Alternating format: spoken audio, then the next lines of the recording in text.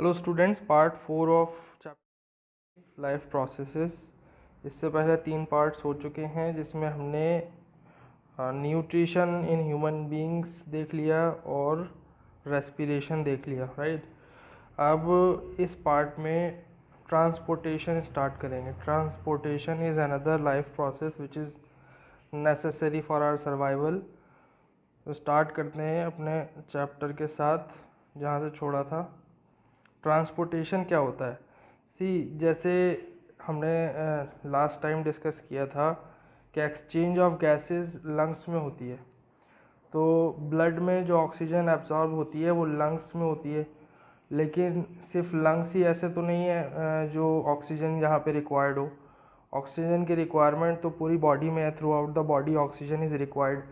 Similarly the digested food is absorbed in small intestine with the help of villi.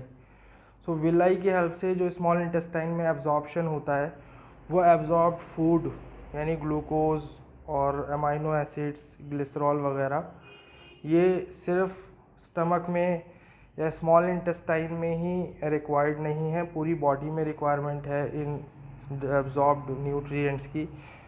तो उसके लिए हमें क्या चाहिए? विलाई से एब्जॉर्ब फूड पूरी बॉडी में कैसे ट्रैवल करेगा और ऑक्सीजन जो लंग्स में एब्जॉर्ब हुई है वो पूरी बॉडी में, बॉडी के हर सेल्स में कैसे पहुंचेगी, राइट। सो इसके लिए एक सिस्टम हमें चाहिए जो हमारी बॉडी में ट्रांसपोर्टेशन परफॉर्म करे।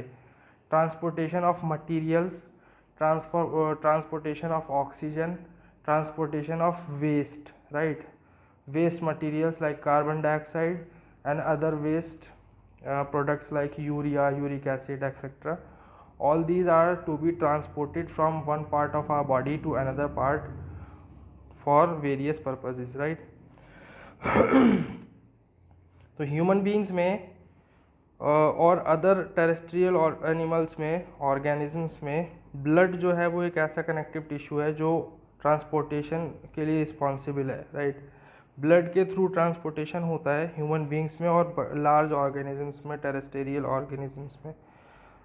बहुत सारे, मतलब लार्ज वैरायटी ऑफ ऑर्गेनिजम्स जो प्लांट्स के अलावा, ब्लड ही उनके पास एक ऐसा कनेक्टिव टिश्यू है जिसके थ्रू ट्रांसपोर्टेशन होता है। किसका ट्रांसपोर्टेशन? फूड का, कार्बन डाइऑक्साइड का, ऑक्सीजन का, नाइट्रोजीनियस वेस्ट का, right.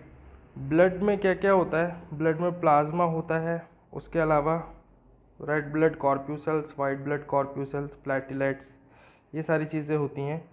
Blood consist of fluid medium called plasma in which the cells are suspended. Plasma is responsible component of blood for transportation. Oxygen is carried by the red blood cells or red blood corpuscles. तो red blood कॉर्प्यूसल्स में red pigment haemoglobin होता है जो oxygen dissolve जिसमें होता है, right. Oxygen को carry करने के लिए हेमोग्लोबिन में ऑक्सीजन डिजॉल्व होता है। तो हेमोग्लोबिन की हेल्प से आरबीसीज ऑक्सीजन को होल्ड करके ट्रांसपोर्टेशन कॉज करते हैं ऑक्सीजन का। So blood can not be travelled in the body by its own, it needs a force which could drive it, right. It needs a force which could drive it, thus we have a natural pump, the heart. Heart is a pumping organ to push blood around the body. हमारी body में blood को drive होने के लिए, blood को travel कराने के लिए एक पंप की रिक्वायरमेंट है, क्योंकि ड्राइविंग फोर्स नहीं है, ब्लड कैसे अपने आप थोड़ी नहीं ऊपर और नीचे बॉडी के अंदर ट्रैवल होगा। ब्लड को ट्रैवल कराने के लिए एक नेचुरल पंपिंग ऑर्गन की रिक्वायरमेंट है बॉडी में, जो हमारा हार्ट है, right. Heart is a natural pumping organ which provides a driving force in blood to travel from one part of our body to another part. So यहाँ पे एक correction है, इसमें एस नहीं लगाया है मैंने, यहाँ एस लगा लेना।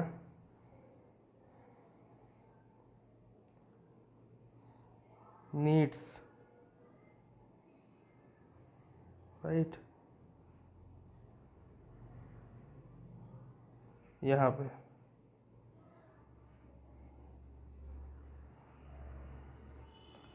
So it needs a force which could drive it. So S ईट के बाद needs, तो वो ग्रामेटिकल मिस्टेक है, एस लगेगा, राइट।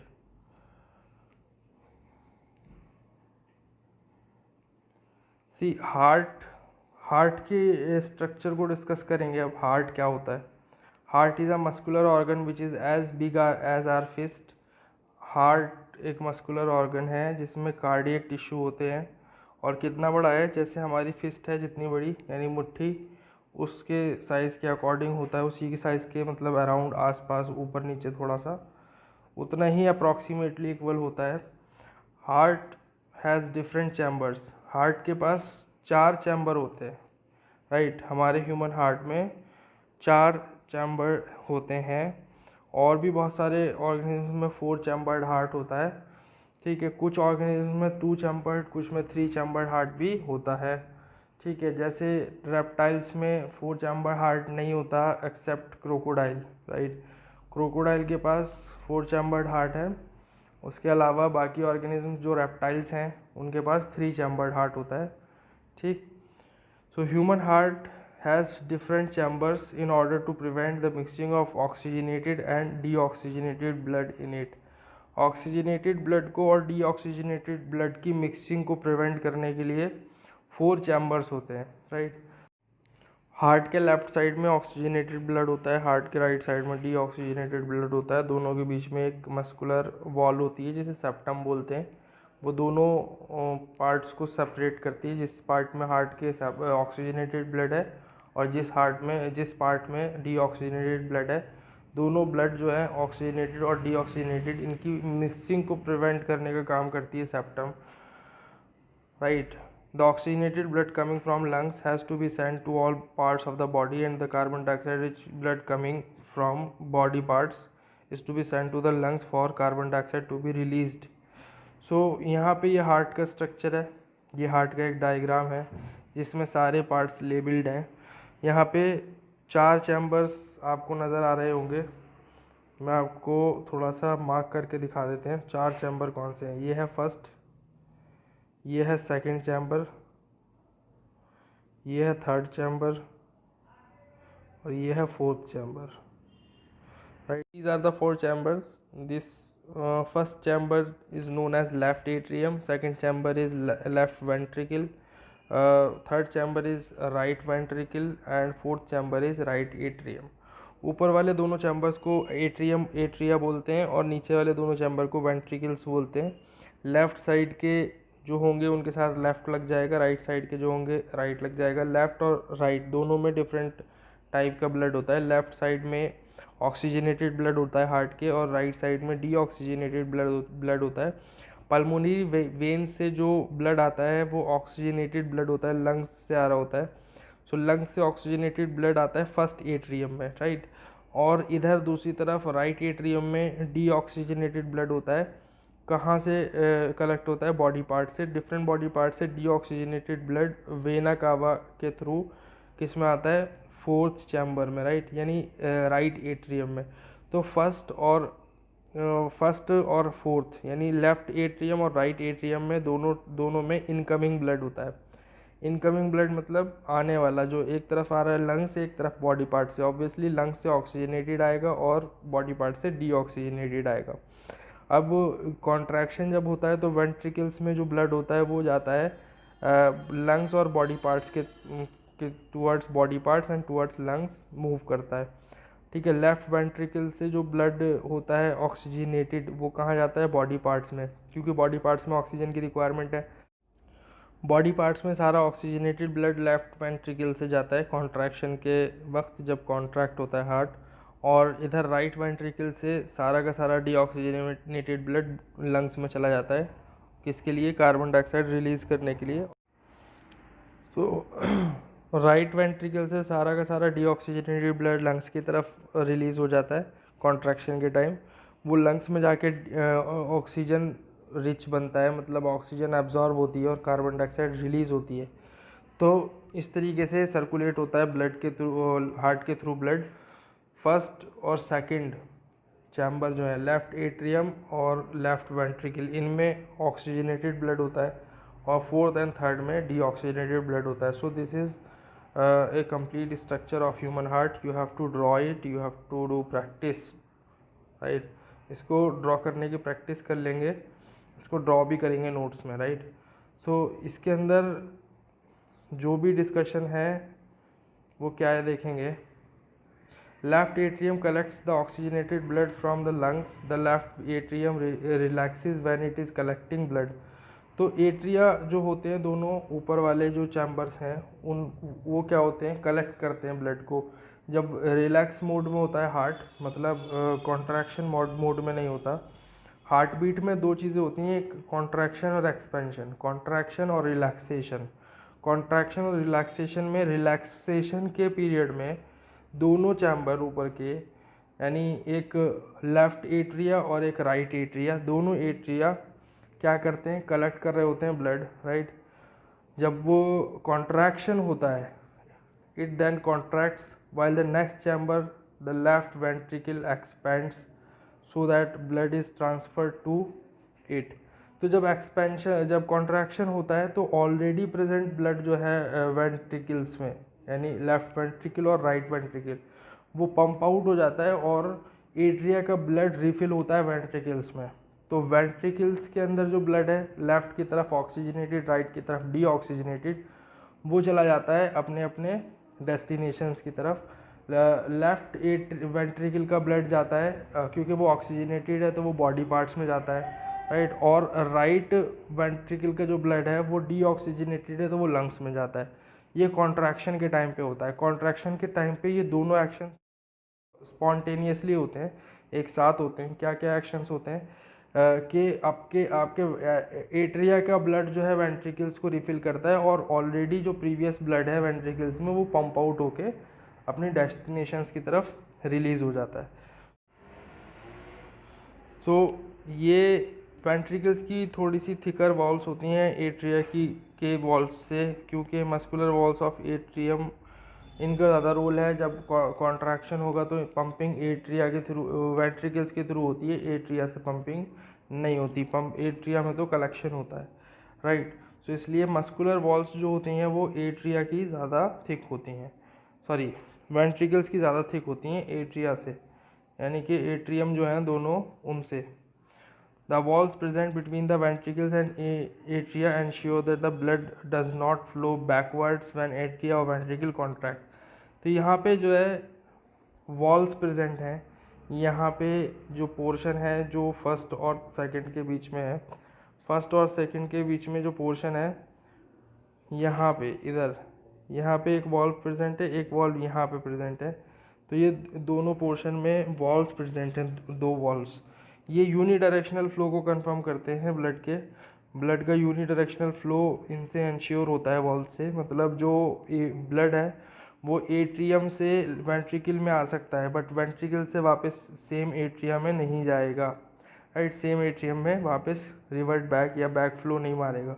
तो इसके लिए यूनिडायरेक्शनल फ्लो को कंफर्म करने के लिए यहाँ पे वॉल्स लगी होती हैं, राइट? सो ये तो हमारे हार्ट का स्ट्रक्चर हो गया. अब डबल सर्कुलेशन किसे कहते हैं? डबल सर्कुलेशन देखो यहाँ पे एक ऐसा डायग्राम बना हुआ है डबल सर्कुलेशन का. इसमें बीच में हार्ट है, ऊपर की तरफ क्या है, लंग्स हैं, नीचे की तरफ बॉडी पार्ट्स हैं, ठीक? अब ये क्या शो कर रहा है कि एक ही टाइम पीरियड में दो बार सर्कुलेट होता है ब्लड बॉडी में. एक बार लंग्स से बॉडी पार्ट्स और उसी movement, same movement body parts से लंग्स. तो इसके लिए आपके पास दो टाइप के नेटवर्क्स बॉडी के अंदर हैं जो सेम मोमेंट पे दोनों सर्कुलेशन स्पॉन्टेनियसली करते हैं. एक हमारा लंग्स टू बॉडी पार्ट्स हो रहा होता है वाया हार्ट, और एक बॉडी पार्ट्स टू लंग्स हो रहा होता है via the same heart, right? Due to presence of 4 chambers in our heart, oxygenated and deoxygenated blood is preventing from getting mixed, right? तो जो 4 चैम्बर्स हैं और सेप्टम है, उसकी वजह से ऑक्सीजनेटेड ब्लड और डीऑक्सीजनेटेड ब्लड मिक्स नहीं होता, ठीक है? सेप्टम इसको सेपरेट करती है, डिवाइडिंग वॉल है, राइट? किसको? ऑक्सीजनेटेड डीऑक्सीजनेटेड ब्लड को. और राइट सेक्शन ऑफ हार्ट में क्या होता है, डीऑक्सीजनेटेड ब्लड होता है और लेफ्ट सेक्शन में सिर्फ ऑक्सीजनेटेड ब्लड होता है. सो वर्टिब्रेट्स में the blood goes through the heart twice during each cycle, once blood goes from body parts to lungs via heart, and once blood goes from lungs to body parts via the same heart. So this is known as double circulation. So ये double circulation की कहानी थी. उसके बाद closed circulatory system जितने भी organisms में है उनके पास ब्लड वेजल्स होती हैं जिसके अंदर ब्लड फ्लो करता है. क्लोज्ड एंड ओपन दो तरीके का सर्कुलेटरी सिस्टम होता है. हमने पहले भी 9th में डिस्कशन किया था. ओपन सर्कुलेटरी सिस्टम जिन ऑर्गेनिज्म में होता है उनमें ब्लड वेजल्स नहीं होती. उनका जो बॉडी फ्लूइड है वो उनकी बॉडी कैविटी में या सिलोम में फिल्ड होता है. बॉडी कैविटी के अंदर जो बॉडी फ्लूइड है उसी के अंदर ऑर्गन लाइक स्ट्रक्चर्स जो भी होते हैं उसी के अंदर डिप्ड होते हैं. किडनी लाइक स्ट्रक्चर्स जो एक्सक्रीशन वगैरह का फंक्शन परफॉर्म करते हैं उनके लिए. लेकिन हमारे अंदर क्योंकि एक क्लोज सर्कुलेटरी सिस्टम है तो हमारे पास ब्लड वेजल्स होंगी. इसी तरह जितने भी टेरेस्ट्रियल ऑर्गेनिज्म्स हैं, जितने भी multi cellular complex body design के टेरेस्ट्रियल ऑर्गेनिज्म्स हैं, उनके पास ब्लड वेजल्स होती हैं जिनमें क्लोज सर्कुलेटरी सिस्टम होता है. राइट. अब ब्लड वेजल्स में क्या क्या होता है? आर्टरीज, वेन्स और कैपिलरीज होती हैं. आर्टरीज क्या करती हैं? ये these are the thick vessels and have elastic walls as they have to carry blood away from the heart under high pressure. Heart contraction के टाइम पे ब्लड को पंप करता है. तो हार्ट से जो भी ब्लड बॉडी पार्ट्स में जाता है या लंग्स में जाता है उसके अंदर प्रेशर ज़्यादा होता है. तो इसी वजह से आर्टरीज की थिक वॉल्स होती हैं. Arteries are thick vessels which have elastic walls. और इलास्टिसिटी होती है उनकी वॉल्स में क्योंकि वो पंपिंग प्रेशर को होल्ड करते हैं. Right. Veins collect the blood from different organs and bring back to the heart. तो वेन्स का काम होता है सारे के सारे बॉडी पार्ट से, डिफरेंट ऑर्गन से ब्लड को कलेक्ट करके हार्ट तक पहुंचाना. तो वेन्स थिक वॉल्स नहीं होती क्योंकि इसके अंदर कोई ज़्यादा प्रेशर नहीं होता. हमारे ब्लड प्रेशर में दो टाइप का प्रेशर होता है, एक सिस्टोलिक एक डायस्टोलिक. तो सिस्टोलिक और डायस्टोलिक प्रेशर दोनों डिफरेंट होते हैं. सिस्टोलिक प्रेशर और डायस्टोलिक प्रेशर का डिफरेंस हार्ट की पंपिंग की वजह से ही होता है. जो कॉन्ट्रैक्शन के टाइम का प्रेशर है वो ज़्यादा होगा और जो एक्सपेंशन या रिलैक्सेशन के टाइम का जो प्रेशर है ब्लड प्रेशर वो कम होगा. तो दोनों प्रेशर के डिफरेंस की वजह से ब्लड वेजल्स की थिकनेस और इलास्टिसिटी भी डिफरेंट होती है. वेन्स के अंदर इलास्टिसिटी कम होती है और थिक भी नहीं होते ज़्यादा. ठीक है. तो आर्टरीज़ की रिस्पेक्ट में ये थिन होती हैं ब्लड वेजल्स. ठीक. थिन मतलब मस्कुलर वॉल की थिकनेस की बात हो रही है, ना कि पूरे ओवरऑल डायामीटर की बात हो रही, सिर्फ मस्कुलर वॉल की thickness. Right. they do not need thick walls because the blood is no longer under high pressure. Instead they have walls that ensure the blood do not flow backward and flow only in one direction towards heart. और इनकी मतलब veins के अंदर क्या होती हैं? Walls होती हैं अंदर की साइड पे, अंदर की वॉल पे, जो ये इंश्योर करती हैं कि ब्लड का बैक फ्लो ना हो. राइट. तो ब्लड बैकवर्ड फ्लो ना हो इसके लिए वॉल्स प्रेजेंट होती हैं और एक ही डायरेक्शन में ब्लड फ्लो हो. किसकी तरफ? हार्ट की तरफ. ठीक. On reaching an organ, tissue और muscle, the artery divides into smaller and smaller blood vessels to bring the blood in contact with all the individual cells. जब किसी ऑर्गन या टिश्यू तक पहुंचता है ब्लड, तो जो आर्टरीज होती हैं वो ब्रांचेस में डिवाइड हो जाती हैं. थिनर टू थिनर ब्रांचेस की सब ब्रांचेस इस तरीके से वो डिवाइड होके किस में कन्वर्ट हो जाती हैं? वेरी थिन ब्लड वेसल्स में, like thread. Right. Thread like thin blood vessels में कन्वर्ट हो जाती हैं और उन्हें बोलते हैं कैपिलरीज. राइट. इससे क्या होता है कि इंडिविजुअल सेल्स के कांटेक्ट में आए ब्लड, इंडिविजुअल सेल्स के कांटेक्ट में आएगा ब्लड तो ट्रांसपोर्टेशन और एक्सचेंज ऑफ मटेरियल्स पॉसिबल होगा. So smallest blood vessels which have the smallest vessel have walls which are 1 cell thick. ठीक है. जो सबसे छोटी ब्लड वेसल है, सबसे बारीक स्मॉलेस्ट ब्लड वेसल है, थिनर देन ए थ्रेड, थिनर देन ए हेयर, और इतनी थिन कि उनकी जो वॉल्स हैं उनकी वॉल्स में सिंगल सेल कंपोजिशन होता है. यानी स्टैक्स ऑफ मतलब जो अरेंजमेंट ऑफ सेल्स है वो सिंगल सेल की अरेंजमेंट होती है उनकी वॉल्स में.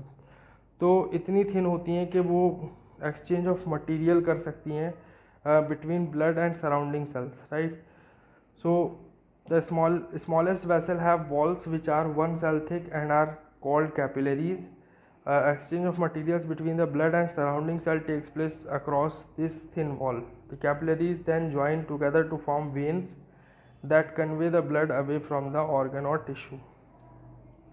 ठीक है, अब ये सारी की सारी वेजल्स जो होती हैं थिन कैपिलरीज, ये फिर से रिकनेक्ट होके, ये ज्वाइन होके वापस में किससे किससे ज्वाइन होती हैं, ठीक है, ये वेन्स में जाके ज्वाइन होती हैं. मतलब कैपिलरीज डिवाइड होके वेन आर्टरीज डिवाइड होके कैपिलरीज बनती हैं, कैपिलरीज फिर से वेन्स में ब्लड को रीड्रॉ करती हैं.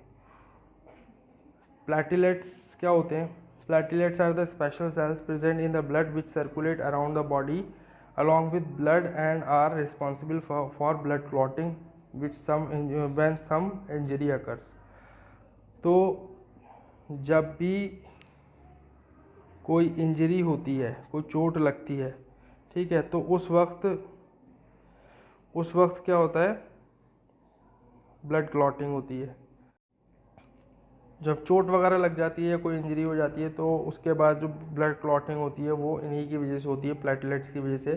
Platelets are the blood vessels which are responsible for the clotting of blood. ठीक है, ये प्लाज्मा में होते हैं आरबीसीज और डब्ल्यूबीसीज के साथ. राइट. लिम्फ क्या होता है? लिम्फ टिश्यू फ्लूइड भी कहलाता है. Through the pores present in walls of capillaries some amount of plasma, protein and blood cells escape into intercellular spaces in the tissues to form the tissue fluid और lymph. तो capillaries की कुछ pores से कुछ उनके अंदर जो spaces हैं या पोर्स हैं या होल्स हैं, उनसे क्या होता है, ब्लड का कुछ पार्ट, प्लाज्मा या कुछ प्रोटीन या कुछ सेल्स ब्लड के कहाँ आ जाते हैं? टिश्यू के इंटरसेलुलर स्पेसेस में आ जाते हैं. टिश्यू के बीच में जो स्पेसेस या गैप्स हैं सेल्स के, टिश्यू के सेल्स के बीच में, वहाँ पे आ जाते हैं, जमा हो जाते हैं, इकट्ठे हो जाते हैं. तो इसी को टिश्यू फ्लूइड बोलते हैं या फिर लिम्फ बोलते हैं. इट इस तरह होता है, लेकिन ये क्या होता है? कलरलेस होता है और उसमें प्रोटीन कम होता है. Lymph carries digested and absorbed fat from intestine and drains excess fluid from extra cellular spaces back into the blood. तो इसका कुछ फंक्शन है. क्या करता है ये? इंटेस्टाइन से जो फैट एब्जॉर्ब हुआ है उसको क्या करता है? में कैरी करता है. और जो भी एक्सेस फ्लूइड है एक्स्ट्रा सेलुलर स्पेसिस से, उनको एक्सकेप करके वापस ब्लड में पहुंचाता है. ठीक है, उसको वापस से ब्लड में ड्रेन करता है. Transportation in plants. तो प्लांट्स में ट्रांसपोर्टेशन होता है, किस तरह होता है? वैस्कुलर टिश्यूज़ की तरह थ्रू होता है. जाइलम फ्लोएम आपको मालूम है कॉम्प्लेक्स टिश्यूज़ हैं और ये परमानेंट टिश्यूज़ हैं. और इसमें क्या क्या होता है? दो फंक्शन होते हैं, transportation of food and transportation of water. So food के लिए, ट्रांसपोर्टेशन ऑफ फ्लूइड के लिए फ्लोएम रिस्पॉन्सिबल है और ट्रांसपोर्टेशन ऑफ वाटर के लिए जाइलम रिस्पॉन्सिबल है. Xylem is responsible for transportation of water and other minerals from root of the plant to other plant body parts. So plant body parts roots से minerals को लेके absorb करके और water को absorb करके और दूसरे सॉल्ट्स को एब्जॉर्ब करके रूट्स से सारे बॉडी पार्ट्स में पहुंचाने का काम किसका होता है? जाइलम का होता है. ठीक है, रूट्स से जो वाटर या मिनरल्स या सॉल्ट्स एब्जॉर्ब होते हैं वो दो फैक्टर्स की वजह से होते हैं. पहला फैक्टर है ऑस्मोटिक प्रेशर, दूसरा फैक्टर है ट्रांसपिरेशन. तो ड्राइविंग फोर्स जो मिलता है वाटर को, मिनरल्स को, सॉल्ट्स को या जो डिज़ोल्व नाइट्रोजन है यानी वाटर सॉल्युबल नाइट्रोजन, उसको ड्राइविंग फोर्स जो मिलता है रूट से पूरे बॉडी पार्ट्स तक जाने के लिए, स्टेम के थ्रू एरियल पार्ट्स तक पहुंचने के लिए, वो ड्राइविंग फोर्स दो फैक्टर से मिलता है. एक फैक्टर है ऑस्मोटिक प्रेशर या रूट का ऑस्मोटिक प्रेशर और दूसरा फैक्टर है क्या? ट्रांसपिरेशन. ट्रांसपिरेशन से जब ऊपर की तरफ स्टोमेटा से वाटर लॉस होगा वेपर की फॉर्म में, तो उससे एक सक्शन पुल जनरेट होगा जिसकी वजह से एक ड्राइविंग फोर्स मिलता है वाटर को, जो लॉन्ग हाइट्स तक वाटर को रीच करने में हेल्प करता है. Right. So at roots cells in contact with soil actively take up ions. Roots में जो सेल्स सॉइल से कॉन्टैक्ट में होते हैं रूट्स के, वो आयंस को लेते हैं. This creates a difference in concentration of these ions between roots and soil.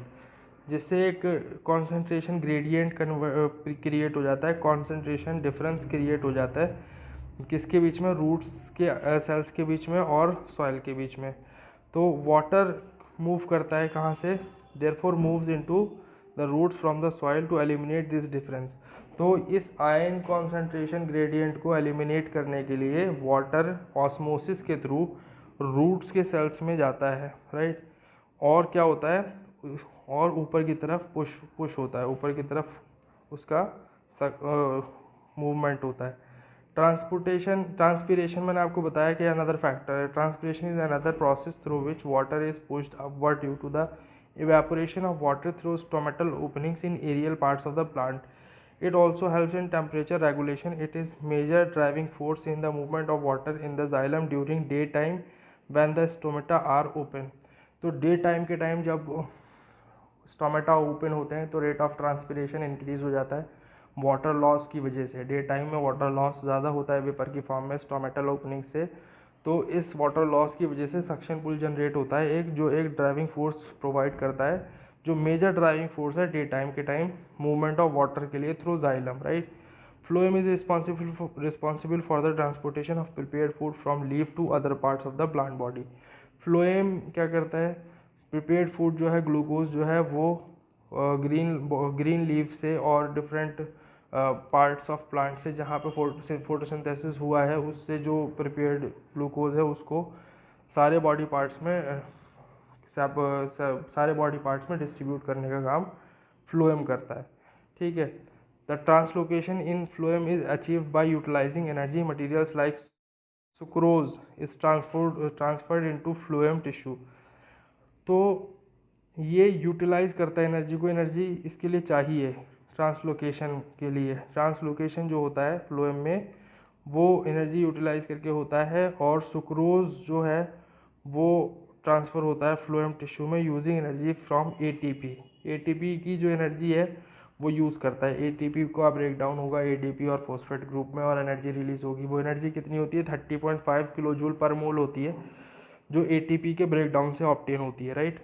This increase osmotic pressure of tissue causing water to move into it. This pressure moves the material in the phloem to tissue which have less pressure. This allows the phloem to move material according to the plant's need. ठीक है, तो ये मैं clear कर चुका हूँ आपको कि ऑस्मोटिक प्रेशर भी क्या करता है, ये एक प्रेशर प्रोवाइड करता है, ये एक ड्राइविंग फोर्स प्रोवाइड करता है रूट्स की तरफ से, और ट्रांसपोर्टेशन ऊपर सक्शन पुल जनरेट करता है लीव्स की तरफ या एरियल पार्ट की तरफ से। ये जो था हमारा ट्रांसपोर्टेशन इन प्लांट्स था। इससे पहले हमने ट्रांसपोर्टेशन इन ह्यूमन बींग्स देखा, तो हमने ट्रांसपोर्टेशन को कम्प्लीटली डिस्कस किया इस सेशन में। So this was your part 4 of chapter number 6। I think it's clear enough now. We will discuss the next part in next session. Next part में क्या रह गया है, एक्सक्रीशन रह गया है। एक्सक्रीशन का डिस्कशन चलेगा part number 5, right. So that's it for today, thank you very much.